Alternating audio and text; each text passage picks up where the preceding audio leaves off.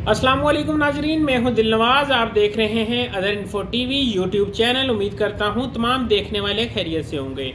नाजरीन, वीडियो लेके आया हूं आपके लिए उम्रे के हवाले से। जी नाजरीन, उम्रे के हवाले से आपके लिए एक बड़ी पेशरफ्त है। और पेशरफ्त क्या है कि उम्रा के लिए कोरोना वैक्सीन का जो टेस्ट था वो ख़त्म कर दिया गया है। नजरीन, डिस्कस करता हूं। डिस्कस करने से पहले अपने देखने वाले प्यारे प्यारे नजरीन से गुजारिश करूंगा कि आपने मेरे चैनल को सब्सक्राइब नहीं किया तो इसे कर लें सब्सक्राइब, और साथ में जो घंटी का बटन लाजमी दबाएं ताकि हमारी नेक्स्ट आने वाली वीडियो आप तक पहुंच सके। शुक्रिया।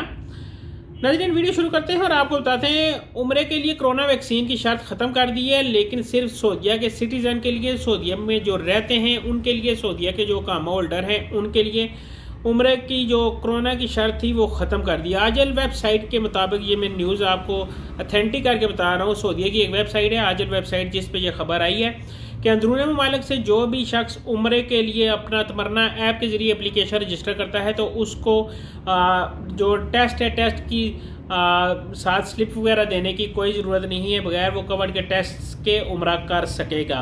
नजरीन, मजीद ये बताते चलूँ कि सऊदीया में 18 साल से 70 साल के उम्र के अफराद को उम्रा करने की इजाज़त मिल गई है।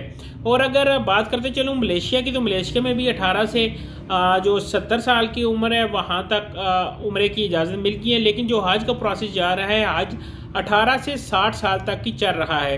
पाकिस्तान के लिए भी हज के लिए खुशखबरी आ रही है, लेकिन वो वजाहत करूंगा थोड़ी देर तक अपनी एक वीडियो में। वीडियो मेरी लाजमी देखिएगा। वीडियो देखने के लिए चैनल को कीजिएगा सब्सक्राइब और मुझे दें नेक्स्ट वीडियो तक इजाज़त। अल्लाह हाफिज़। अल्लाह के बाद।